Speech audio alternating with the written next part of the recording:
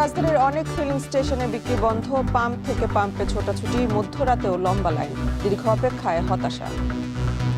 শাহবাগ থেকে দাঁড়াইছি, এখন এখানে আসছি বলতে তেল নাই। সরকার বলে একটা, পামালারা বলে একটা। আমার তো সম্ভব না 1 কিলোমিটার পর্যন্তই করা, তো আমার তেল যতটুকু আছে আমার শেষ হয়ে গেছে, আমার তো আর দেওয়ার ক্ষমতা নেই।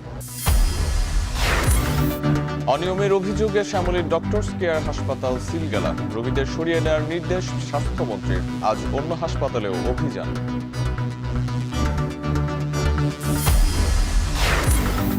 প্রায় 250 কোটি টাকা খরচে পুলিশের নতুন ইউনিফর্মের গুরুত্ব নিয়ে প্রশ্ন।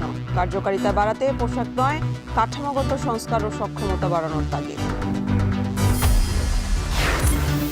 এবং দক্ষিণ আমাজনে কলম্বিয়ায় 125 সেনা নিয়ে সামরিক বিমান বিধ্বস্ত, 34 জন নিহত, বাকিদের জীবিত উদ্ধার।